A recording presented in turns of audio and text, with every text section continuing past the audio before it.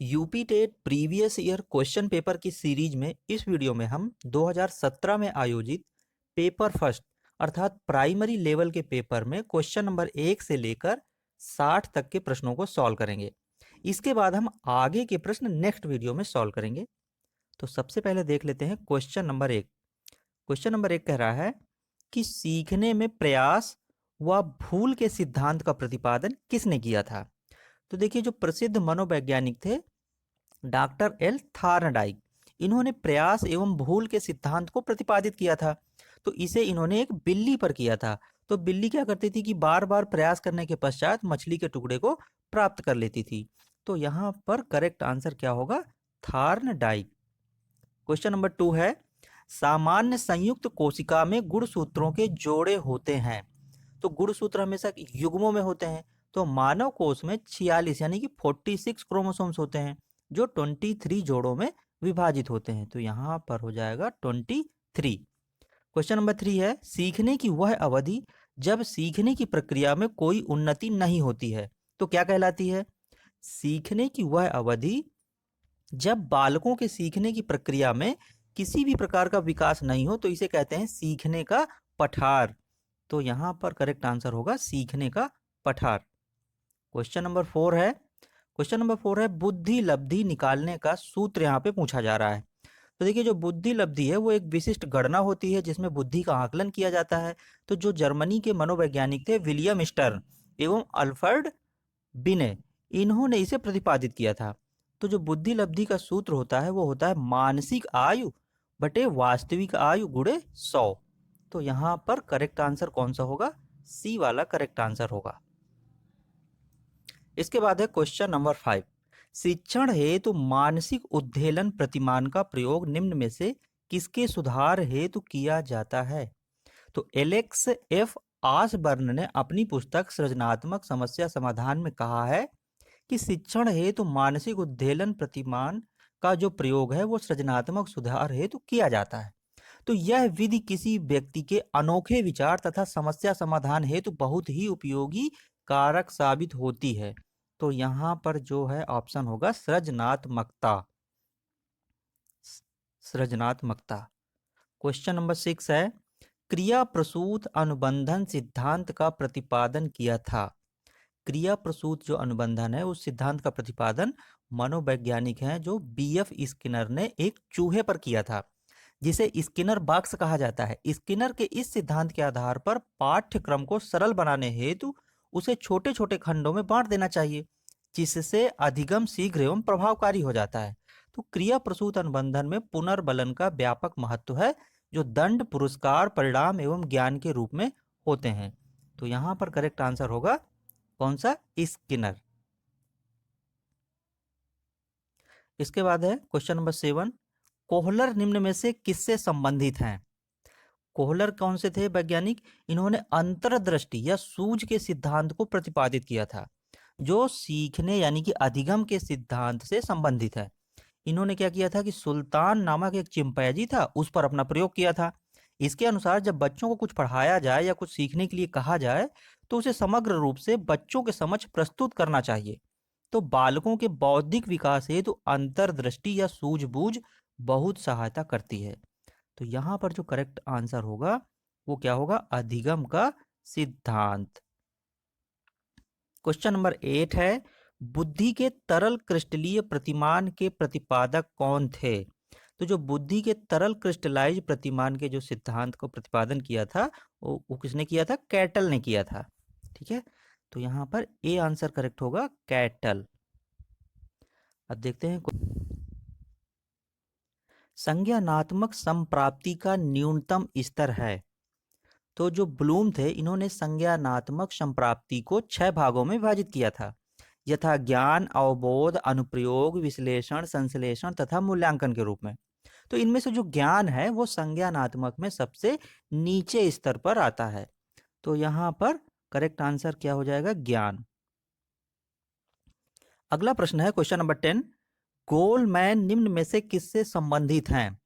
Goleman ने अपनी पुस्तक इमोशनल इंटेलिजेंस के माध्यम से संपूर्ण विश्व में प्रचलित कर दिया था कि स्वयं की एवं दूसरों की भावनाओं अथवा संवेगों को समझने, व्यक्त करने एवं नियंत्रित करने की योग्यता संवेगात्मक बुद्धि है। तो गोलमैन ने जो सिद्धांत दिया था वो क्या है? संवेगात्मक बुद्धि। बी आंसर यहाँ पे करेक्ट हो जाएगा। क्वेश्चन नंबर 11 है, निम्न में से कौन शेष से भिन्न है? तो देखिए, जो ड्राइव रिडक्शन सिद्धांत है वो एक अभिप्रेरणात्मक सिद्धांत है और यह सिद्धांत प्रसिद्ध जो मनोवैज्ञानिक थे क्लार्क हल द्वारा वर्ष 1943 में दिया गया था। तो यहाँ पर कह रहा है कि कौन शेष से भिन्न है? तो ड्राइव रिडक्शन सिद्धांत ये क्या है? सभी से बाकी तीनों से भिन्न है। क्वेश्चन नंबर 12 है, स्टैनफोर्ड बिने परीक्षण मापन करता है। स्टैनफोर्ड और जो बिने परीक्षण है ये मापन का संबंध किससे है? बुद्धि से है। तो इसके अंतर्गत बुद्धि की उच्च एवं औसत सीमा होती है। तो यहाँ पर करेक्ट आंसर क्या होगा? बुद्धि। क्वेश्चन नंबर 13 है, एक बालक जो साइकिल चलाना जानता है मोटर बाइक चलाना सीख रहा है, यह उदाहरण होगा। तो एक बालक जो साइकिल चलाना जानता है और मोटर बाइक चलाना सीख रहा है, जो ऊर्ध्व अधिगम अंतरण का उदाहरण है। तो ऊर्ध्व अधिगम सीखने की एक समानांतर स्तर से एक उच्च स्तर में सीखने की क्या है? प्रक्रिया होती है। तो यहाँ पर बी आंसर करेक्ट हो जाएगा, ऊर्ध्व अधिगम अंतरण का। क्वेश्चन नंबर 14 है, निम्न में से कौन सा अधिगम के पठार का कारण नहीं है? तो सीखना या जो अधिगम है जब स्थिर हो जाए तो इस क्रिया को क्या कहते हैं? सीखने का पठार कहते हैं। तो अधिगम के पठार के निम्नलिखित कारण हैं, कौन कौन से? एक है ज्ञान की सीमा, उत्साह या प्रेरणा की सीमा, फिर है शारीरिक क्रिया की सीमा, कार्य की जटिलता। तो विद्यालय का असहयोग अधिगम के पठार का कारण नहीं है। तो यहाँ पर करेक्ट आंसर क्या होगा? बी। क्वेश्चन नंबर 15 है, अधिगम अनुभव और प्रशिक्षण के परिणाम स्वरूप व्यवहार में परिवर्तन है, यह कथन किनके द्वारा दिया गया? तो जो यह कथन था, ये क्या? अधिगम का अर्थ होता है सीखना। तो यह एक ऐसी प्रक्रिया है जो जीवन पर्यंत चलती रहती है। इसके माध्यम से हम ज्ञान अर्जित करके अपने व्यवहार में परिवर्तन लाते हैं। तो गेट्स एवं अन्य मनोवैज्ञानिकों ने अधिगम को परिभाषित करते हुए कहा है कि अधिगम अनुभव एवं प्रशिक्षण के व्यवहार में परिवर्तन है। तो यहाँ पर ये कथन किसके द्वारा है? गेट्स व अन्य के द्वारा। ये आंसर यहाँ पे करेक्ट हो जाएगा। क्वेश्चन नंबर 16 है, निम्न में से कौन सा शारीरिक विकास का एक प्रमुख नियम है? तो शारीरिक विकास क्या है? कि एक सतत विकास है जो कभी मंद तो कभी द्रुत यानी कि तेज गति से होता है। तो द्रुतगामी विकास शारीरिक विकास का प्रमुख नियम है। तो यहाँ पर सी ऑप्शन करेक्ट हो जाएगा। क्वेश्चन नंबर 17 है, कह रहा है कि अंतर्मुखी यानी कि व्यक्तित्व एवं बहिर्मुखी व्यक्ति का वर्गीकरण किसने किया है? तो जो अंतर्मुखी व्यक्तित्व है, तो इसमें से जो प्रसिद्ध स्विट्जरलैंड के जो मनोवैज्ञानिक थे कार्ल युंग ने व्यक्ति का विभाजन अंतर्मुखी, बहिर्मुखी एवं उभयमुखी के रूप में किया है। तो यहाँ पर करेक्ट आंसर क्या हो जाएगा? युंग। क्वेश्चन नंबर 18 है, बच्चों के सामाजिक विकास को प्रभावित करने वाले कारक हैं। तो बच्चों के जो सामाजिक विकास को प्रभावित करने वाला कारक है मुख्य रूप से क्या है? सामाजिक परिवेशजन्य तत्व होता है। परिवार के पश्चात समाज ही वह संस्थान है जहां बालकों का सर्वांगीण यानी कि सामाजिक, सांस्कृतिक, मानसिक, नैतिक विकास होता है। तो यहाँ पर करेक्ट आंसर होगा सामाजिक परिवेशजन्य तत्व। क्वेश्चन नंबर 19 है, किसी दूसरी वस्तु की अपेक्षा एक वस्तु पर चेतना का केंद्रीकरण अवधान है, यह कथन है। किसी वस्तु, देखिए क्या होता है, किसी वस्तु, विचार आदि पर चेतना को केंद्रित करने की जो मानसिक प्रक्रिया है उसको अवधान कहते हैं। तो इसे परिभाषित करते हुए रास ने कहा है कि जो अवधान है वो दूसरी वस्तु की अपेक्षा एक वस्तु पर चेतना का केंद्रीकरण अवधान है। तो यहां पर कह रहा है कि यह कथन किसका है? तो यह कथन है रास का। क्वेश्चन नंबर 20 है, निम्न में से कौन सा विकास का सिद्धांत नहीं है? तो इनमें से जो विकास का सिद्धांत नहीं है वो है अनुकूलित प्रत्यावर्तन का सिद्धांत विकास से संबंधित नहीं है। तो यहां पर ए ऑप्शन करेक्ट हो जाएगा अनुकूलित प्रत्यावर्तन का सिद्धांत। क्वेश्चन नंबर 21 है, विकास के परिणाम स्वरूप नवीन विशेषताएं और नवीन योग्यताएं प्रकट होती हैं। तो कह रहा है कि यह कथन किसने दिया है। तो प्रसिद्ध मनोवैज्ञानिक जो गेसेल थे, उन्होंने विकास के संदर्भ में कहा है कि विकास के परिणाम स्वरूप नवीन विशेषताएं एवं नवीन योग्यताएं प्रकट होती हैं। तो यहां पर जो करेक्ट आंसर होगा वो होगा गेसेल। क्वेश्चन नंबर 22 है, मूल प्रवृत्तियों को 14 प्रकार से किसने वर्गीकृत किया है। ये बहुत इंपॉर्टेंट है। तो देखिए, जो मूल प्रवृत्तियां हैं उसको अमेरिकी जो मनोवैज्ञानिक थे मैकडूगल ने संवेग से संबंधित 14 मूल प्रवृत्तियों के बारे में बताया है, जिसमें से प्रमुख रूप से कौन कौन सी हैं, जैसे भय हो गया, प्रेम, ईर्ष्या, घृणा, कामुकता, ये सब है। तो यहाँ पर जो है मैकडूगल करेक्ट आंसर हो जाएगा। क्वेश्चन नंबर है 23। क्वेश्चन नंबर 23 है, निम्न में से कौन सा सीखने के मुख्य नियमों में शामिल नहीं है। तो देखिए, जो अमेरिकी मनोवैज्ञानिक थे थॉर्नडाइक ने अधिगम से संबंधित तत्परता का नियम, अभ्यास का नियम, प्रभाव का नियम, ये सब प्रतिपादित किया था। तो इन तीनों नियमों के माध्यम से शिक्षण प्रक्रिया को प्रभावशाली बनाया जा सकता है। बहु अनुक्रिया का नियम सीखने के मुख्य नियमों में शामिल न होकर के थॉर्नडाइक के अधिगम संबंधी सहायक नियमों में से है। तो यहाँ पर जो ये सी ऑप्शन है ये करेक्ट हो जाएगा कि कौन सा सीखने के मुख्य नियमों में शामिल नहीं है।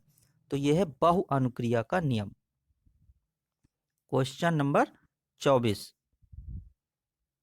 क्वेश्चन नंबर 24 क्वेश्चन नंबर 24 कह रहा है कि 12 वर्ष से 16 वर्ष के बच्चों के लिए हिंदी में डॉक्टर एस जलोटा ने कौन सा परीक्षण प्रतिपादित किया है। ये भी क्वेश्चन बहुत इंपॉर्टेंट है। तो डॉक्टर जलोटा ने 12 से 16 वर्ष के बच्चों के लिए सामाजिक मानसिक योग्यता परीक्षण का प्रतिपादन किया है। यह व्यक्तिगत रूप से सीखने, अनुदेशों को समझने तथा समस्याओं के समाधान से संबंधित है। तो यहाँ पर कौन सा ऑप्शन करेक्ट होगा, साधारण मानसिक योग्यता परीक्षण, यानी कि बी ऑप्शन। क्वेश्चन नंबर 25, इनमें से किनका नाम सृजन शास्त्र के पिता से जुड़ा हुआ है। तो सृजन शास्त्र के पिता के रूप में फ्रांसिस गाल्टन को जाना जाता है। इसका उद्देश्य आनुवंशिकी और मानव आबादी का विकास करना है। तो यहां पर करेक्ट आंसर क्या होगा, गाल्टन। क्वेश्चन नंबर 26 है, बुद्धि के द्विकारक सिद्धांत का प्रतिपादन किसने किया है। तो देखिए, जो बुद्धि के द्विकारक सिद्धांत का सृजन है वो स्पीयरमैन ने किया है। इसके अनुसार बुद्धि के दो कारक होते हैं, सामान्य मानसिक योग्यता एवं विशिष्ट मानसिक योग्यता। ठीक है, तो यहां पर कौन सा ऑप्शन करेक्ट होगा, स्पीयरमैन। क्वेश्चन नंबर 27, निम्न में से कौन सा युग्म सही नहीं है। सीखने का उद्दीपक अनुक्रिया सिद्धांत थॉर्नडाइक के द्वारा है। सीखने का क्रिया प्रसूत अनुबंधन सिद्धांत बीएफ स्किनर द्वारा है। सीखने का क्लासिकल सिद्धांत पावलाव के द्वारा है। सीखने का समग्र सिद्धांत शिक्षा का दर्शन है। तो ये सब में से जो है कौन सा कह रहा है कि युग्म सही नहीं है। तो डी नंबर सही नहीं। ठीक है, सीखने का समग्र सिद्धांत ये क्या है, शिक्षा का दर्शन है। तो ये सही नहीं है, डी ऑप्शन। क्वेश्चन नंबर है 28, कह विद्रोह की जो भावना है उसकी प्रवृत्ति निम्न में से किस अवस्था से संबंधित है। तो जो विद्रोह की भावना होती है वो प्रसिद्ध मनोवैज्ञानिक जीन पियाजे के अनुसार मध्य किशोरावस्था में होती है, जो कि इनके अनुसार 13 से 15 वर्ष मानी गई है। तो यहाँ पर डी ऑप्शन करेक्ट हो जाएगा, मध्य किशोरावस्था। क्वेश्चन नंबर 29 है, ग्रंथियों के आधार पर व्यक्तित्व के विभिन्न प्रकारों की चर्चा किसने की है। तो जो देखिए, ग्रंथियों के आधार पर व्यक्तित्व के विभिन्न प्रकारों की जो चर्चा है वो क्रेसमर ने की है। इसमें उन्होंने अंतःस्रावी ग्रंथि के अनुसार चर्चा की है। तो यहां पर करेक्ट आंसर क्या होगा, क्रेसमर। क्वेश्चन नंबर 30, सृजनात्मकता मौलिक परिणामों को अभिव्यक्त करने की मानसिक प्रक्रिया है, यह कथन है। तो सृजनात्मकता व्यक्ति की वह योग्यता है जिसके द्वारा वह उन वस्तुओं या विचारों का उत्पादन करता है जो अनिवार्य रूप से नवीन हो, अर्थात जिसे वह पहले से नहीं जानता हो। तो सृजनात्मकता के संदर्भ में क्रो एम क्रो ने कहा है कि सृजनात्मकता मौलिक परिणामों को अभिव्यक्त करने की योग्यता है। तो यहाँ पर डी ऑप्शन करेक्ट हो जाएगा, क्रो एवं क्रो। अब चलते हैं पार्ट 2 की तरफ। हिंदी क्वेश्चन नंबर 60 नहीं, क्वेश्चन नंबर 31। 30 तक हो गए साइको के। अब 31 से हम हिंदी के क्वेश्चन को देखेंगे। तो देखिए क्वेश्चन नंबर 31 है, कह रहा है जिसकी पूर्व से कोई आशा ना हो के लिए एक शब्द है। अब जिसकी पूर्व से कोई आशा ना हो तो इसके लिए क्या है, अप्रत्याशित होता है। ठीक है, अप्रत्याशा शब्द का प्रयोग किसी से आशा लगाना, अपरिमेय शब्द का प्रयोग जिसे मापा ना जा सके, और अनाहूत शब्द का प्रयोग जिसे बुलाया न गया हो। तो यहां पर कह रहा है कि कोई आशा ना हो के लिए एक शब्द कौन सा है, अप्रत्याशित। क्वेश्चन नंबर 32, निमिष शब्द का प्रयोग है। निमिष शब्द का जो पर्यायवाची है क्या होता है, क्षण होता है, तथा विपल, पल आदि भी निमिष के पर्यायवाची हैं। तो यहां पर क्या होगा, निमिष शब्द का पर्याय क्या है, क्षण। क्वेश्चन नंबर आते हैं अगले तरफ 33। 33 कह रहा है कि मुझसे उठा नहीं गया, वाक्य में कह रहा है कौन सा वाच्य है। तो परिभाषा से क्रिया के उस रूपांतरण को भाववाच्य कहते हैं जिससे वाक्य में भाव की प्रधानता का बोध होता है। तो यह वाच्य अकर्मक क्रिया से बनता है, अतः प्रस्तुत वाक्य में क्या है, भाववाच्य है। तो यहां पर सी ऑप्शन करेक्ट हो जाएगा, भाववाच्य है, मुझसे उठा नहीं गया। क्वेश्चन नंबर है 34। क्वेश्चन नंबर 34 में है कि अपेक्षा का विशेषण रूप क्या है। तो अपेक्षा का विशेषण रूप क्या है, अपेक्षित। यहां पर डी ऑप्शन करेक्ट हो जाएगा, अपेक्षित। इसके बाद है गोधूम शब्द का तद्भव है। तो जो गोधूम शब्द का तद्भव क्या है, गेहूं है, जबकि गाय गोबर का तत्सम रूप क्रमशः गोमय होता है। तो यहां पर ए हो जाएगा करेक्ट, गोधूम शब्द का तद्भव क्या है, गेहूं। Question number 36। 36 कह रहा है निष्कपट शब्द का संधि विच्छेद है। तो देखिए निधन कपट बराबर निष्कपट, निधन प्राण, निष्प्राण। तो यहां पर कह रहा है कि निष्कपट का संधि विच्छेद क्या हो जाएगा, निधन कपट। ए ऑप्शन यहां पे करेक्ट होगा। क्वेश्चन नंबर है 37। निम्न में से किस शब्द की वर्तनी कह रहा है सही है, मतलब कौन सा जो है बिल्कुल सही रूप से लिखा हुआ है, एक भी गलती ना हो। तो निम्न वर्तनी में जो क्या है कि ऋषि वाला जो रहा है संबंधी अशुद्धियां हैं। तो शुद्ध वर्तनी क्या है, अनुग्रहित। कौन सा, बी ऑप्शन। Question number 38। उपत्यका का अर्थ है। उपत्यका शब्द का प्रयोग पर्वत के पास की भूमि के लिए किया जाता है। इस भूमि को तराई या घाटी भी कहा जाता है। तो यहाँ पर कौन सा ऑप्शन करेक्ट होगा, डी ऑप्शन करेक्ट हो जाएगा, पर्वत के पास की भूमि। क्वेश्चन नंबर 39 कह रहा है सा ध्वनि का उच्चारण स्थान क्या है।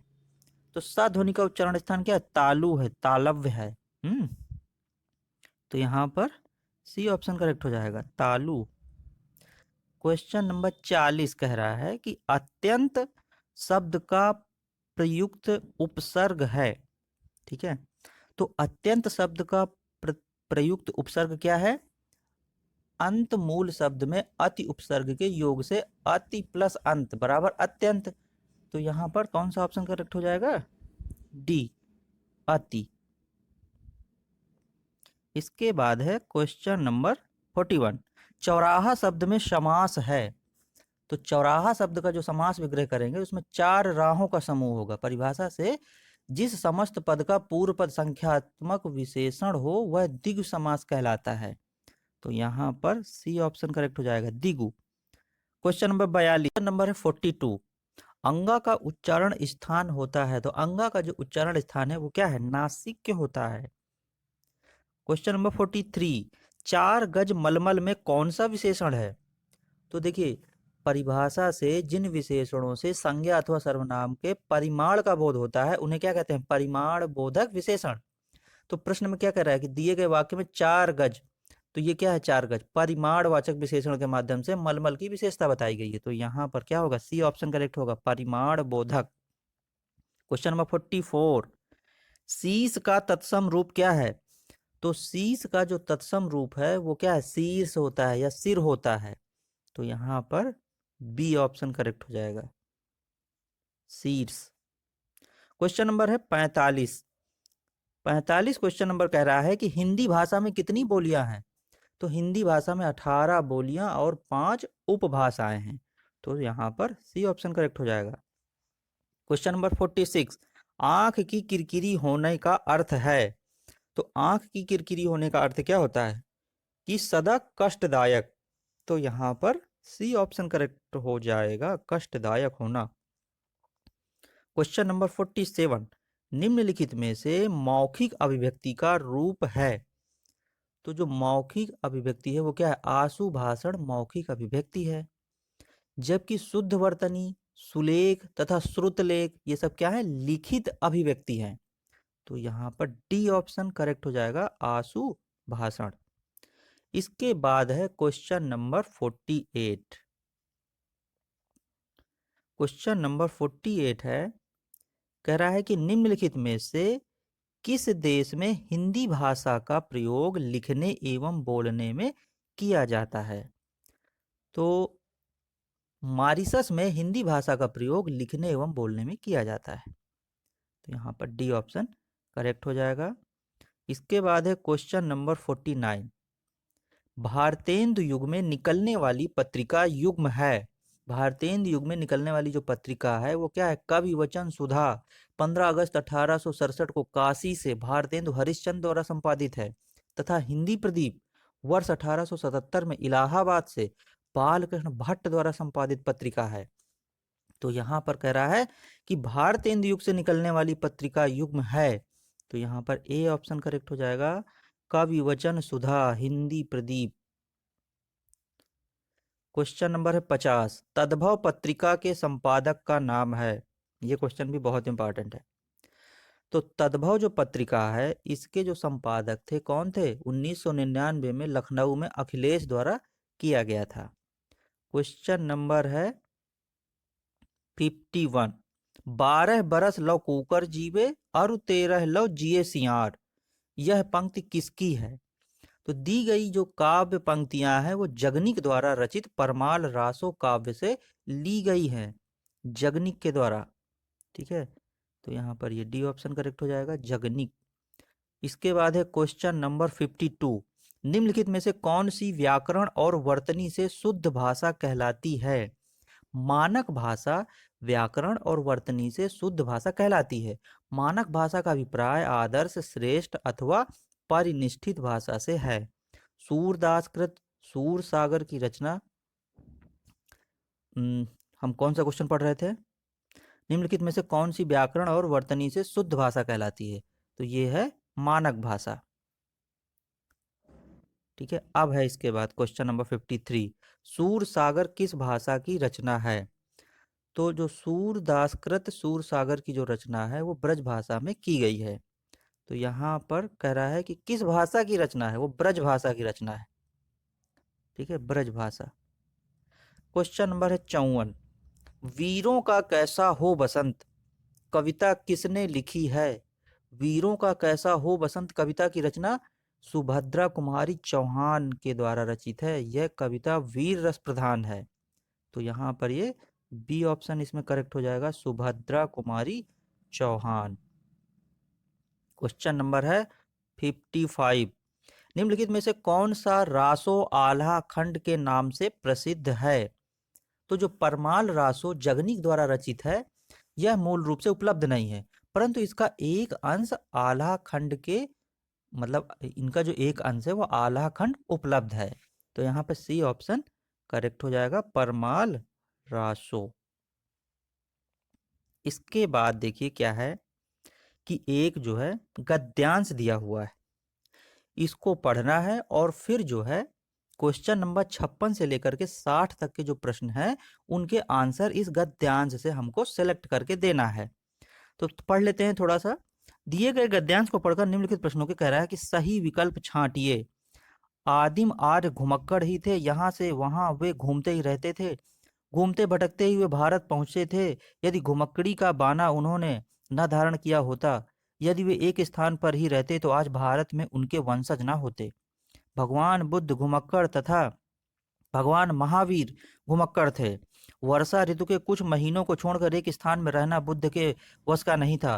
35 वर्ष की आयु में उन्होंने बुद्धत्व प्राप्त किया। 35 वर्ष से 80 वर्ष की आयु तक जब उनकी मृत्यु हुई, 45 वर्ष तक वे निरंतर घूमते ही रहे, अपने आप को समाज सेवा और धर्म प्रचार में लगाए रहे। अपने शिष्यों से उन्होंने कहा था, चरथ भिक्कने चारिक, हे बिच्छुओं घुमक्कड़ी करो। यद्यपि बुद्ध कभी भारत के बाहर नहीं गए, किंतु उन्होंने उनके शिष्यों ने उनके वचनों को सिर आंखों पर लिया और पूर्व में जापान, उत्तर में मंगोलिया, पश्चिम में मकदूनिया और दक्षिण में बाली द्वीप तक धावा मारा।